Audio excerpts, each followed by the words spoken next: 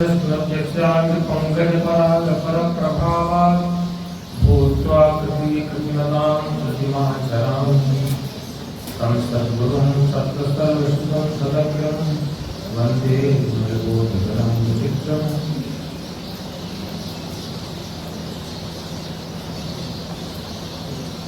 ATS विश्वविद्यालय सतना से विशिखांत प्रवेश, जिसको अंग्रेजी में कहते हैं इंटर्नशिप, कार्यक्रम में आए हुए हमारे सभी प्यारे बच्चे योगी जन,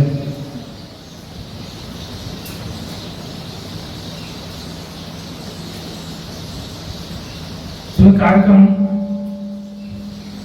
उन्हीं के आलोक में हो रहा है, उन्हीं के परिप्रेक्ष्य में हो रहा है। पहले मैंने उन्हीं का नाम लिया। इस कार्यक्रम के मुख्य हमारे परम सम्मानीय श्री द्विवेदी जी, आयुष्राम गुरुकुलम के हमारे सभी आचार्यगण, इस संस्था के सभी प्रकल्पों के सभी सहयोगी, मैनेजमेंट और भी सभी। देखिए, विषय बहुत गंभीर है। मैंने पूरा प्रयास किया कि मैं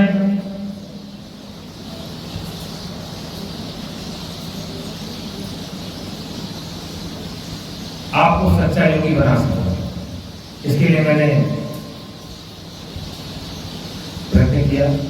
योग के बहुत सारे ग्रंथ आपने पढ़े भी होंगे। योग वासिष्ठ है, पातंजलि योग दर्शन है, योग गीता है, गैरट संगीता, इसको आपने पढ़े होंगे। लेकिन गीता तो गीता है ना, उसके हर अध्याय में योग शास्त्र लिखा हुआ है, हर अध्याय के। भगवान स्त्री मुख से लिखी हुई वाणी है।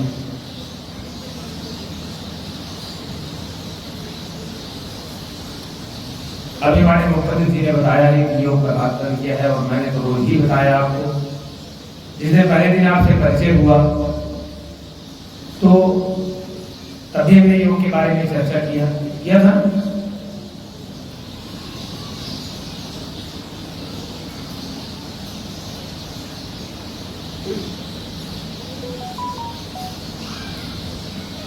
योग चित्तवृत्ति निरोधा, आपने जाना ही है, चित्तवृत्ति का निरोध करना, चित्तवृत्तियों को रोकने का नाम योग है।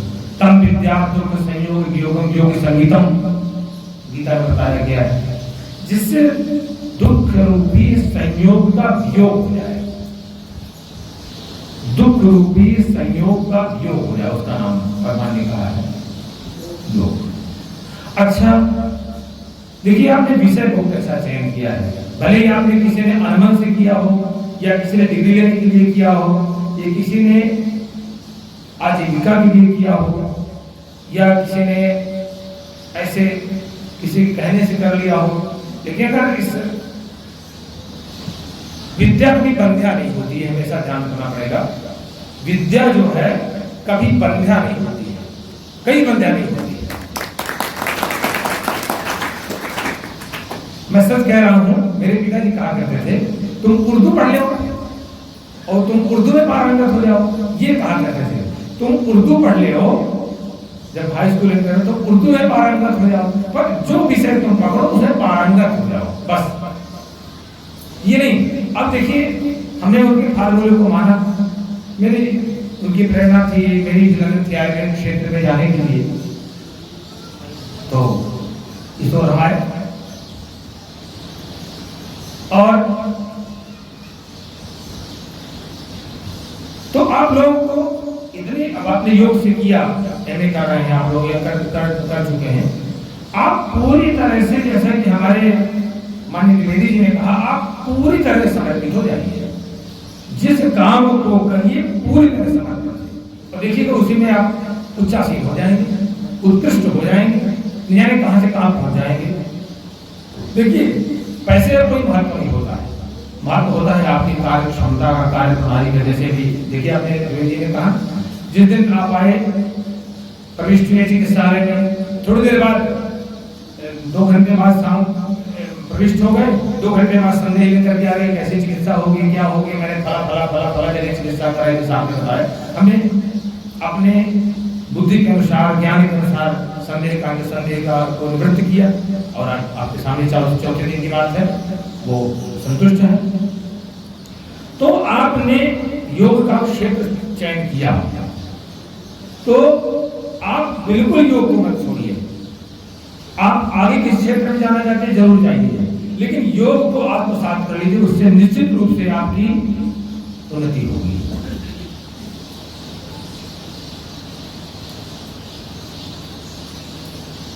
भगवान का एक वाक्य है,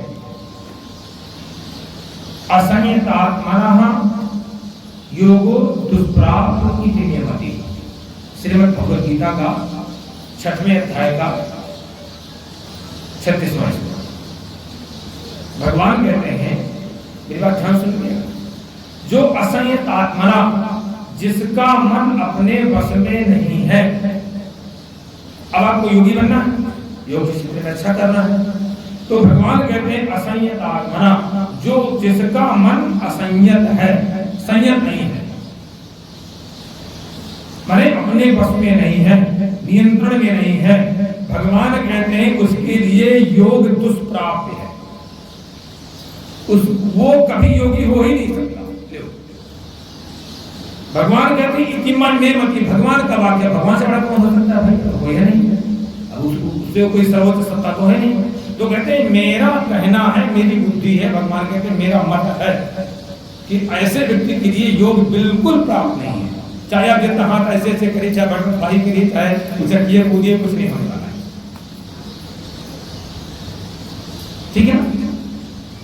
अब मन को आपको संयत करना है, आपको मन को संयत करना है, तो मन को मैंने आपको 1 महीने तक लगातार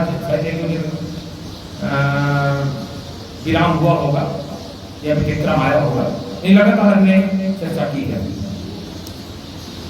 तो आपको कुछ चीजें ध्यान में रखनी है। पहले नंबर, मन का स्वभाव हमें समझ लेना चाहिए। मन का स्वभाव बहुत ही चंचल है, उछल कूद करने वाला है, बड़ा बदमाश है, चोर की तरह बनता है। जैसे आप इसको सोचोगे ना कि इसको मैं थोड़ी देर बस में रखूंगा, आप बैठे जाओगे चोर चुप हो जाएगा, बड़ा बदमाश है, कभी आप अनुमान नहीं लीजिएगा, इतना चोर है, इतना बदमाश है, आप आराम से बैठिए कि मैं इसको बस में रखूंगा, बस जाएगा। आप समझिए, फिर आपको ध्यान देना पड़ेगा, नहीं कि भगा चलो आओ आओ। अगर इसको आप निगरानी में रखोगे, आप योगी होना शुरू हो जाओगे। हाँ ठीक है ना। तो आपके योग शास्त्र में भी कहा गया है कि चित्त को, वहां पर चित्त कहा गया है ना, चित्त को नियंत्रित करने के 2 ही मार्ग बताए हैं, अभ्यास भगवान पतंजलि ने, अभ्यास और वैराग्य, ठीक है। और भगवान कृष्ण ने भी यही बात कहा है, अभ्यास से वैराग्य, अभ्यास और वैराग्य के द्वारा। तो इंद्रियार्थेषु वैराग्यम अनंता एवं जन्म मृत्यु जरा व्याधि दुख दोषानुदर्शनम। भगवान ने कहा कि बार बार आप इसमें ध्यान रखिए, आप कैसे बस में कर जाएंगे। एक इंद्रियों के विषयों के इंद्रियार्थेषु वैराग्यम, इंद्रियों के विषयों के प्रति वैराग्य, इंद्रियों के विषयों के प्रति वैराग्य हो। आपने 5 इंद्रियां जानते जानी गए हैं आप, रूप रस गंध शब्द स्पर्श। अब उनका जो विषय है, उनके विषयों से आप सुख मत लीजिए, उनके विषयों से सुख मत लीजिए। जो चीज आपको अच्छी लगे, अगर किसी इंद्रिय का बहुत अच्छी, वही पकड़ कर लीजिए बस। हमें तो इंद्रियों के विषयों के प्रति वैराग्य और अहंकार का परित्याग। मैंने एक बताया था ना, ये अहंकार भी है तो बड़ा अपने को बलवान समझता है, लेकिन जब इसको चोट लगती है तो ये भी आत्मा की शरण नहीं जाता है, ये भी आत्मस्थ होता। कभी आप देखिएगा इस अहंकार को, जब भी इसको चोट लगेगी ये आत्मा की शरण जाएगा तुरंत। और हमें क्या बार बार ध्यान रखना चाहिए, हमें इसकी निगरानी में क्या ध्यान रखना है, जन्म मृत्यु जरा व्याधि, ये हम संसार में आए और ये से हमको गुजरना पड़ेगा। हम संसार में आए, हमने भोग विलास किया, वासनात्मक प्रवृत्ति रखी, तो हमको इस संसार में आके यही मिलना है, कुछ इसके अलावा कुछ मिलता नहीं। दुख मिलेगा, फिर से जन्म लेना पड़ेगा, फिर मृत्यु होगी, फिर बुढ़ापा आएगा, फिर बीमारियां होंगी नहीं होंगी, ये दुख के कारण बनते हैं। आयुर्वेद भी यही बात कहता है। आयु किसे कहते हैं? शरीर इंद्रिय सत्वात्मा संयोगो धारि जीवितम नित्यगस्चार बंधुस्य पर्यायैरायु उच्यते। आयु के पर्यायवाची आचार्य चरण कहते हैं। शरीर, इंद्रिय, मन और आत्मा, इन चारों का जो कॉम्बिनेशन बनता है, कंपाउंड बनता है, मिश्रण होता है, संयोग होता है इनका, उसी का नाम आयु है। ये नित्य भी है, अनुबंध भी है, इनका कॉन्टेक्ट है दूसरे का। भैया मैं जुड़ा रहूंगा तो आयु बनी रहेगी, नहीं तो जुड़ा रहूंगा तो खत्म हो जाए, कॉन्टेक्ट है आयु से इनका। नित्यगस्च अनुबंध से पर्यायी पर्यायवाची आयु, ठीक है ना। तो इसीलिए अब आयु और वेद, जिससे हमारी आयु ठीक रहे, आयु हमारी स्वस्थ रहे, अच्छी आयु हम हितायु जी सके। हितायु और अहितायु दो तरह की आयु बताई गई हैं, तो हम हितायु जी सके, इसके लिए आयुर्वेद में यही बताया गया है। शंकराचार्य जी से पूछा शिष्य गणों ने कि महाराज संसार को कैसे जीता जा सकता है? जीतम केन जग। शिष्य ने पूछा महाराज संसार को किसके द्वारा जीता जा सकता है? कहें मनो ही एक, जिसने मन को जीत लिया है, जिसने मन को जीत लिया है बस वही संसार को जीत सकता है। वही हमने लिखवा रखा है, प्रवेश करेंगे उधर से वहां पर। यही आयुर्वेद कहता है। आत्मेंद्रिय मनोस्थानाम संकर सात प्रवर्ति सुख दुख समानम आत्मस्ते।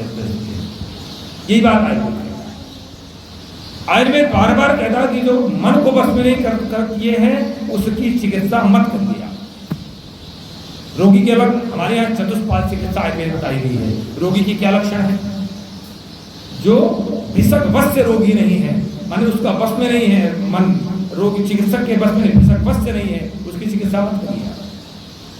चिकित्सक के लिए बहुत अच्छे गुण बताए गए हैं। तत्वादिगतसार्थार्थो दृष्टकर्मा स्वयं कृति लघुभस्ता सुचितुरा सज्जो पस्कर भेषजा प्रत्युत्पान मति धीमान व्यवसायी विशारदा सत्य धर्म परो इससे भिषकपाद उच्यते। ये भगवान धन्वंतरी के वाक्य है। चिकित्सक ने भी बता दिया। तत्वादिगत शास्त्रार्थो, मैं इसीलिए किताबों में घुसा रहता हूँ, आपको देखते होंगे। उन्होंने कहा कि शास्त्र और शास्त्र के अर्थ में अंदर तक प्रवेश कर गया हो, निरंतर उसके तत्व को समझता हो। तत्वादिगत शास्त्रार्थो दृष्ट कर्मा, जिन्होंने अपने गुरु के अधीन रहते थे प्रत्यक्ष कर्माभ्यास किया हो, वो हम लोगों का हो चुका है।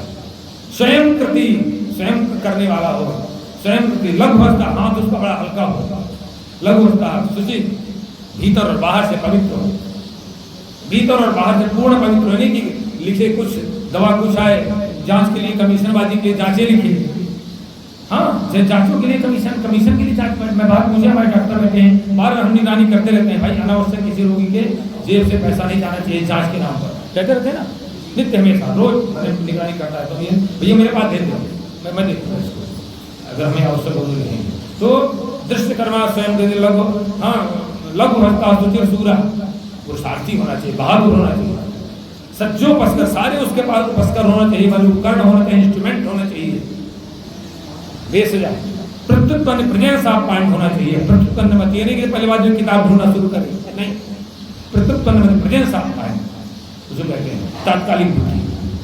प्रत्युत्पन्न मत धीमान, बुद्धिमान होना चाहिए। व्यवसायी, व्यवसायी का मतलब व्यवसाय करने वाला है ना, प्रोफेशनल, क्यों नहीं? व्यवसायो नाम निश्चयात्मक बुद्धि, मैंने और दिन बताया था। व्यवसायो नाम, व्यवसाय की परिभाषा है, व्यवसायो नाम निश्चयात्मक बुद्धि। वो दृढ़ बुद्धि वाला हो, वो बेस्ट कॉन्फिडेंट हो, क्योंकि रोगी को देखे नहीं मैंने जो निर्णय लिया वो ठीक लिया। आप आए, मैंने बस्ती लिख दिया, आपने कहा कि नहीं ऐसा है, बस्तियाँ मुझे नुकसान करेंगी, ये मुझे अनुकूल नहीं बैठेगा। मैंने कहा मैंने जो निर्णय लिया वो ठीक लिया, उसी से लाभ होगा।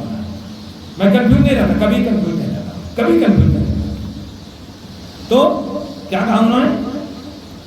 व्यवसायी विशारदा, चतुर होना विशारदा। तो कहते हैं सत्य धर्म परो यस्य, सत्य और धर्म परक होना चाहिए चिकित्सक। चिकित्सक के लिए गुण बताए हैं, रोगी के लिए भी गुण बताए हैं, अटेंडर के लिए बताए हैं, मैंने नर्सिंग करने वाले के लिए बताए हैं। बहुत अच्छा शास्त्र है, अच्छा कहीं नहीं। आहार पर जितनी चर्चा है, बहुत चर्चा है आहार पर, जितनी चर्चा कभी मॉडर्न मेडिसिन में कभी हो ही नहीं सकती। जमीन में बैठने की बात कही ना वही साधना ने, ये भी बहुत अच्छी बात बताई। देखिए आप विचार करिए, आखिर हम पीढ़ा में क्यों बैठे खाते हैं? इसी कुर्सी में क्यों नहीं? क्योंकि कुछ आलत होता है ना, हम जो भोजन करते हैं तो जो हमें ऊर्जा होती है वो जमीन में चली जाएगी। इसलिए हमारे यहाँ पीढ़ा का विधान है, हमारे यहाँ अच्छे आसन का विधान है। इसीलिए यही हमारी साधना का विधान है। साधना करने में भी इसीलिए हमें कुचालक आसन की बात की गई है। और सबसे बड़ा लाभ क्या होता है? जिस समय हम जमीन में बैठे भोजन करते तो जिम्मेदार बने रहते हैं, और चौकी में बैठ के क्या करते? चौकीदार को कहलाएंगे। और क्या होता है? ये तो होता है। तो ये चीजें बहुत ध्यान देने की बात है। और इस तरह से मन को बस में करने का पहले नंबर, मन का स्वरूप पहचान लीजिए। इसका काम है संकल्प और विकल्प। मन का काम है संकल्प उहापोह करना, संकल्प विकल्प करना, अपने को प्रवृत्त बनाए रखना। क्योंकि इसका संबंध प्रणीता से मनुष्य, मन का संबंध पूरी तरह से वायु से होता है। मन और वायु एक दूसरे जुड़े रहते हैं। इसीलिए हमारे यहाँ योग में प्राणायाम और आयुर्वेद में वायु को संतुलित करने की पूरा जोर दिया गया है। वायु का आपने बूढ़ों को देखा होगा, जब वृद्धावस्था है तो उसका दिमाग बहुत चलता रहता है। बुढ़ापे में मुंह बहुत चलेगा, देखिए बुढ़ापे में मुंह बहुत चलेगा, बचपन में बच्चे के हाथ पांव बहुत चलेंगे, और जवानी जब रहेगी तो उन्माद में पड़ा रहेगा, प्रमाद में पड़ा रहेगा, तो कुछ नहीं चलेगा उससे। बच्चे को आप यहाँ बैठाइए, नहीं बैठेगा। बच्चे का बैठाइए, नहीं बैठेगा, उल्टे भाग जाएगा, चलेगा ना। तो पाँव में गति रहती है उसकी, और युवावस्था में प्रमाद रहता है, पड़ा रहेगा आलस में, कुछ नहीं करेगा। जब और बुढ़ापे में मुंह बहुत चलता है, क्योंकि वृद्धावस्था में वायु पूर्णित रहती है। और वही क्योंकि वायु मिले जाएगा ना, अब वृद्धावस्था की बात कौन सी अवस्था है? अंतिम अवस्था। तो वही वायु जो है बड़ी रही, बड़ी वही वायु निकल करके भगवान मिल जाती है, वही वायु वहाँ उस वायु मिल जाती है, ठीक है ना। तो इसीलिए हमारे यहाँ कहा गया है अभ्याहत स्थान वायु स्यासोदिकम जीवेद भीतरोगा सदास्तम। चरक ने कहा है, चरक चिकित्सा स्थान अध्याय 28 का 414 श्लोक, उन्होंने कहा है, कितना अच्छी बात कही है कि अव्याहत गति से, जिसके शरीर में वायु जो है अव्याहत है, बाधा रहित है, अच्छी तरह से आवागमन करती है। इसलिए हमारे यहाँ बस्ती चिकित्सा कही गई है, अभ्यंग चिकित्सा कही गई है। ये बात को समझ करती है, बात को संतुलित करती है। तो अव्याहत गति से, जिसके शरीर में वायु अव्याहत है, बाधा रहित है, ठीक है। स्थानस्तु वायु का जो मूल स्थान है, जिसका जो स्थान है, उदाहरण वायु का यहाँ, अपान वायु का यहाँ, जो वायु जहाँ पर है, प्राण वायु का मूर्धन्य और हृदय में, ये सब बताया गया। समान वायु का समाना सर्व शरीर, सारे शरीर में समान रूप से विचरण करती है, इसलिए उसको समान कहते हैं। तो जो जहाँ प्रकृतिस्थ हो अपने स्थान में, तो ऐसा व्यक्ति क्या होता है? वह आयु से आशोधिको जीवित, ऐसे व्यक्ति की 100 साल से अधिक जीवित रहता है, और वीत रोगा निरोग भी रहता है। वीत रोगा निरोग रहते हुए 100 साल से अधिक जीवित रहता है। अरे भाई 100 साल से अधिक जीवित रहे और रोगी बना तो यही काम करें। तो हमारे आचार्यों ने, शास्त्रों ने बहुत ध्यान दिया है, इसलिए दोनों बातें रहे कि नहीं प्रश्न खड़ा हो जाता वहां पर। तो अगर हम मन को संतुलित रखेंगे, मन को संतुलित नहीं, मन को हम नियंत्रित रखेंगे, तो हमारी वायु, शरीर की वायु जो ठीक रहेगी। और वायु को ठीक रखेंगे तो मन हमारा संयत रहेगा, नियंत्रित रहेगा। तो मन का पहला काम है उछल कूद करना, चोरी करना, भागना, मैदान छोड़ना, आपको स्थिर न रहने देना। तो हम पहले काम क्या काम करें हमें बचाने के लिए? हम उसको संयत रखें। पहले हम उसको मन को संयत रखें, आप नियंत्रित रखें। तो हम शुरू करेंगे अपने आहार से। अगर हमारा आहार रजोगुणी रहेगा तो आप मन को बस में कर ही नहीं सकते। इवन यहाँ तक कि अगर रजोगुण व्यक्ति द्वारा कमाए हुए धन से भी आप आहार ग्रहण करते हैं तो भी आप में चला जाएगा। ये बड़ा सूक्ष्म विज्ञान, आहार विज्ञान बहुत सूक्ष्म विज्ञान है। श्रवण कुमार जो है बड़े माता और पिता के बड़े भक्त थे ही। एक बार लेकर के कांवर जा ही रहे थे, एक तरफ माता पिता को बैठाए थे। एक बार एक पहुंचे, रात्रि विश्राम किया।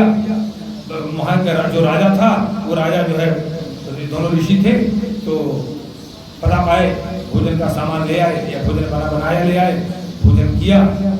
सुबह श्रवण कुमार जी जगे बोले मैं पागल हो गया हूँ क्या, मैं आपको लिए क्यों घूमूं, आप अपना काम करिए, आपका काम है, आप अंधे हो दोनों, तपस्या करिए, मेरे बस का नहीं।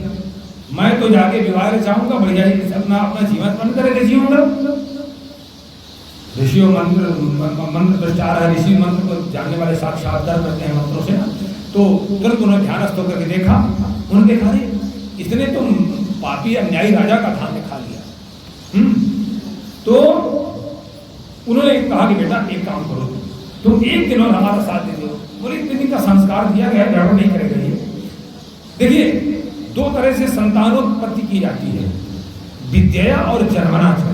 विद्या और जन्मना, एक संतान, इसलिए हमारे यहाँ पहले जो विद्या शब्द आया हुआ साथ में, जन्मना नहीं आया है। जन्म से संतान, जन्म की संतान से ज्यादा महत्व नहीं होता है। विद्या या ज्ञान प्रदान करके जो ज्ञान जो संतान पैदा की जाती है वो महत्व। इसलिए हमारे यहाँ पिता पुत्र परंपरा नहीं चलती है, हमारे यहाँ गुरु शिष्य परंपरा चलती है। देखिएगा, कभी पिता पुत्र परंपरा को उल्लेख नहीं होता है, हमारे गुरु शिष्य परंपरा को उल्लेख होता है, उन्हीं से नाम होता है, ठीक है ना।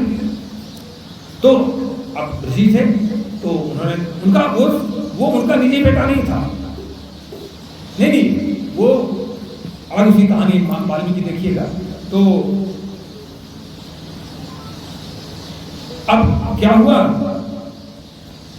देखा उनका बेटा मुझे ऐसा करवा दो। अब श्रवण कुमार के पास में आ गई, एक रात उन्होंने साथ देने की बात की, खुद को दूर बोले बेटा इस राज्य से तुमको सीमा हटा कर दूसरे राज्य में हमको रख दो, फिर तो हमको छोड़ के चले जाना। बोले ठीक है, मांगे बात। बस वहां रात्रि में रुका।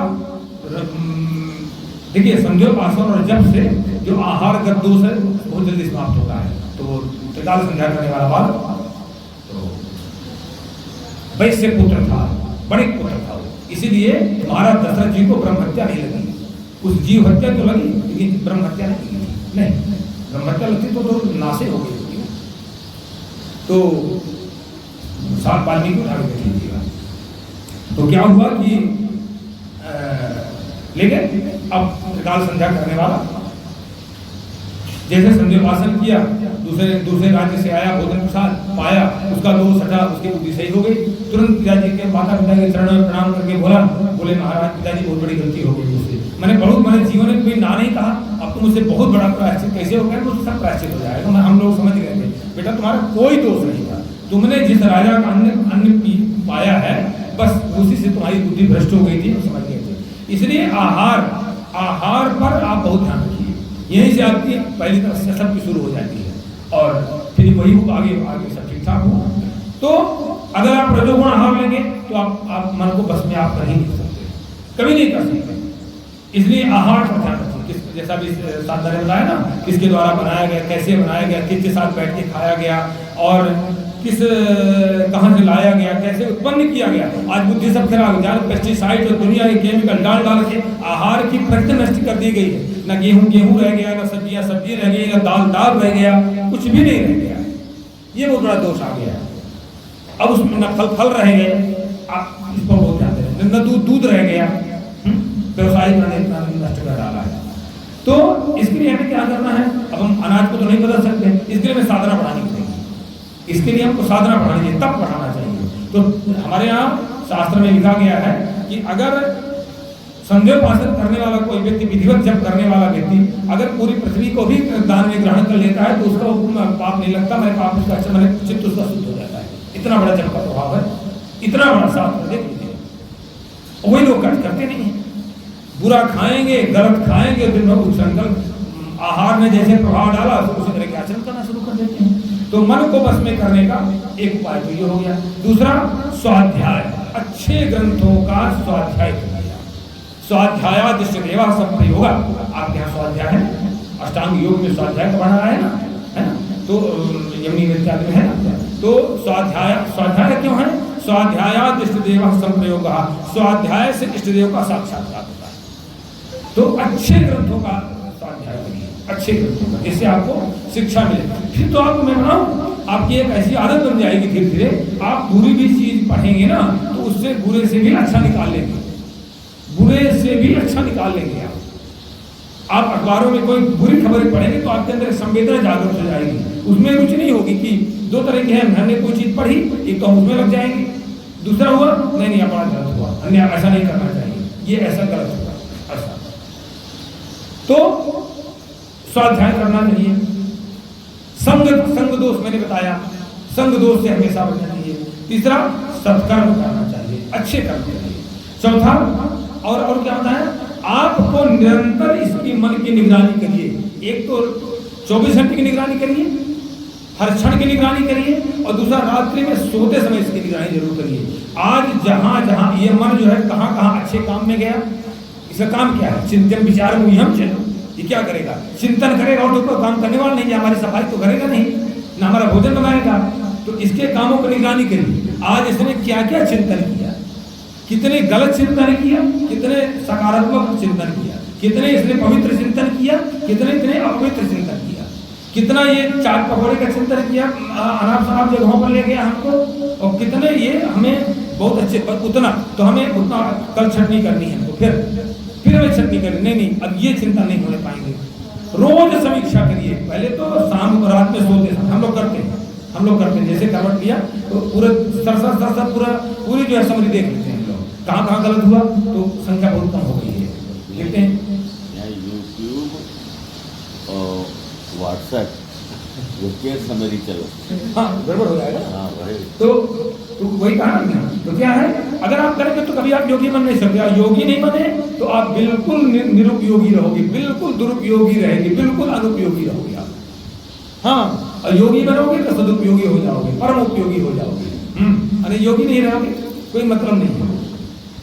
तो क्या करना है आपको कि रोज शाम को समीक्षा करिए। फिर क्या है, समय समय पर समीक्षा करते रहिए आप। जहां पर आपको लगे मन कहीं गलत गया, इसको डांटिए, इसकी पिटाई करिए, इसको समझाइए। अच्छा, समझाने जल्दी मानता नहीं है, इसको कड़ाई से डांटना पड़ता है, इसको कड़ाई से डांटना पड़ता है, ये काम करिए। तीसरा, जब क्रिया बहुत अच्छा है। आपके यहाँ एक आप अपने योग में पढ़ा होगा, समाधिपाद में देखिएगा, उसमें एक तत्व की बात आई है। इसमें पतंजलि योग में समाधिपाद में एक तत्व की बात की है महर्षि पतंजलि ने। उन्होंने कहा कि आप एक तत्व को ग्रहण कर लीजिए, बस आप अपने मन को परमात्मा में लगा लीजिए। नहीं आपसे परमात्मा जल्दी बनेगा तो पहले आप, भगवान ने गीता में कहा है ध्यान वाली व्यवस्था में, यहाँ पर नासिका के अग्रभाग में दृष्टि लगा करके पहले अभ्यास करते जाइए और शुरू कर दीजिए। फिर अंत में नासिका का अग्रभाग भी समाप्त हो जाए, केवल आप ही बचे, केवल आप ही, आपकी आत्मा ही बचे, बस अभ्यास करते आइए। बहुत ज्यादा आडंबर करने की जरूरत नहीं। तमाम जो है दम्भेन निजमत कल्प करि प्रकट किए बहुपंथ, कलयुग में तमाम आडंबरी आएंगे, तमाम तरह के पंथ प्रकट कर देंगे, तमाम कहीं मैंने कौन बाबा आ जाएंगे, कहीं कुछ जाने की जरूरत नहीं, सारा कुछ यहीं से निकला हुआ है। विपस्सना की देखिए आप, विपस्सना महात्मा बुद्ध ने भैया कहाँ चला दिए तुमने, हैं यो माम पश्यति सर्वत्र सर्वम च मयि पश्यति तस्याहं न प्रणश्यामि सजमे न प्रणश्यति, भगवान गीता बार कहते हैं। क्या बात है, यही बात तो हमें विपस्सना में हो, क्या है, क्या वही आनापान तो है, क्या है। तो आप बस नासिका के अग्रभाग में दृष्टि रखिए। आप जब करते हो धीरे धीरे समय आपका बढ़ता जाएगा और आपका तुरंत ध्यान लगेगा, जिससे हम लोगों को भगवान की कृपा है, गुरु कृपा है, वो जल्दी ध्यान लग जाता है, हम लोगों का तुरंत ध्यान लग जाता है। तो धीरे धीरे करके आना शुरू हो जाएगा, ये चीज हो गई। तो इस तरह से आप जो है तो मन की चंचलता को आप हटा सकते हैं, मन की चंचलता को आप हटा सकते हो। जैसे मन आपका स्थिर होता गया वैसे आपकी उन्नति होना शुरू हो जाएगी, चाहे आप जो तैयारी कर ले और नहीं बैठने नहीं देगा। और हमेशा संग दोष से बचिए। मैं हमेशा कहता हूं, कोई भी व्यक्ति बिना विषयी व्यक्ति के संपर्क के विषयी हो ही नहीं सकता। चाहे आज का संग ढूंढने की जरूरत नहीं है, यूट्यूब पे मोबाइल आ रहा है, सारा संग दोष कहीं जरूरत नहीं, सारा मोबाइल में भरा हुआ। जितना संग दोष आपको पहले भैया कोई कहानी सुनाता था, कोई बताता था, अब तो भैया सब इसी भरा हुआ है। इससे बचिए, इसका उपयोग करिए, इसका उपयोग करिए। हम सदुपयोग करिए तो करतार निज है, गुण दोष में किया ही है, बदविधाता निर्गुण दोनों बनाए हुए हैं। चाहे आप जो ग्रहण कर लीजिए, आपकी बुद्धि के अनुसार है, ये आप बुद्धि के अनुसार है।